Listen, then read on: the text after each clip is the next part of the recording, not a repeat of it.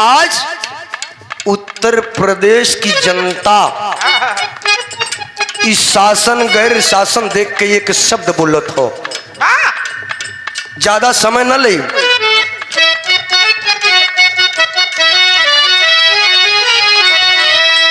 UP का जनता मन लिहलबा बनाई हो,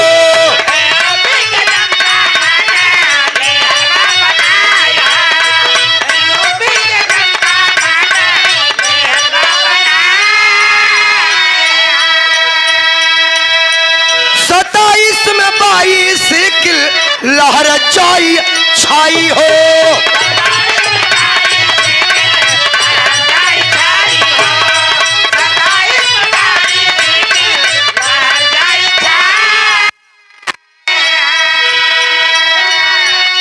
मोह मन मुलायम के ललनवा बाबूजी। ए सुरेंद्र सोई गेले प्रधान जी। It's 3:17 a.m. मोह मन मुलायम के ललनवा बाबू,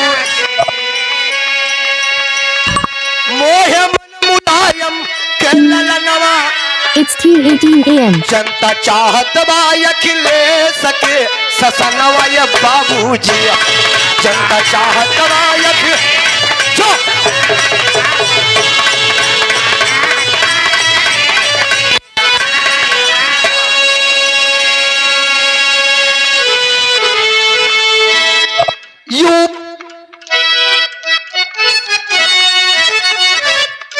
वही से आप परम सम्मानित बड़े भैया नौजवान हमारे साथी जिला पंचायत सदस्य प्रत्याशी आप सुरेंद्र यादव जी भैया को ओर से 100 रुपए का पुरस्कार।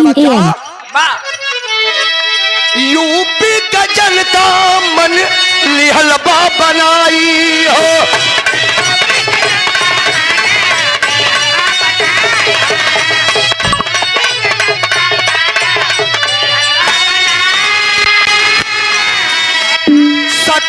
It's 2:19 a.m.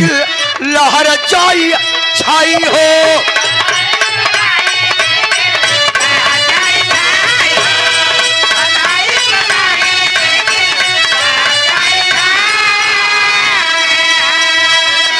अरे मोह मन मुलायम के ललनवा बाबूजी, मोह मन मुलायम के ललनवा बा।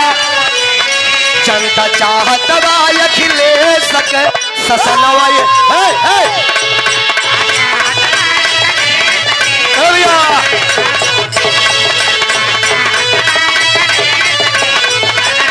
बाबूजी।